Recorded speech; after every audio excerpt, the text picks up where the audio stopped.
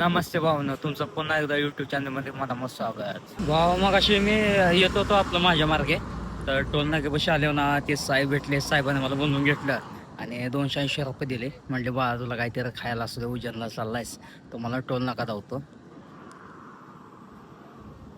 हा बघा टोल नाका, इथे साहेब भेटले ना, साईडला भेटले ते.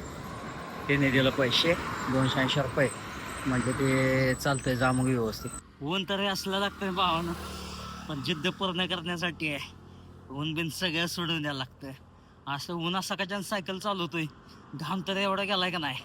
पण बस ज्यांना ज्यांना नावं ठेवलेत ना, त्यांच्या नजरा खाली करायच्या आहेत. हा, आपण चाललोय आता उज्जैनला. तुम्हाला माहितच आहे, जय श्री महाकाल. त्यात आपल्या महाकालचा पाठिंबा जिथं जाईल तिथं एवढी माणसं चांगली भेटतात ना. खूप लोकांनी मला हॉटेलमध्ये जेवण दिलं, भावानी 1 रुपया घेतला नाही. पाणी बॉटल, जेवण, कोणी चहा दिला, कोणी एवढा आधार दिला ना भावा.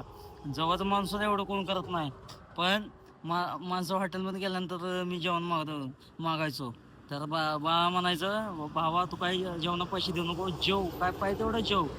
पाणी बॉटल थंड काय प्याजत पे, पण 1 रुपया नको तेवढा देवाचा आशीर्वाद लागला मला. अशी माणसं भेटली पाहिजेत, नाही तर आहे ती आमची जळकी माणसं, जळणारी. पुढं तोंडात चांगलं बोलायचं आणि पुढं गेले की मागं नावं ठेवायची. नावं ठेवणारं जाणार, मग नावं ठेवणारं असावी, त्याशिवाय मी पण पुढे जाणार नाही.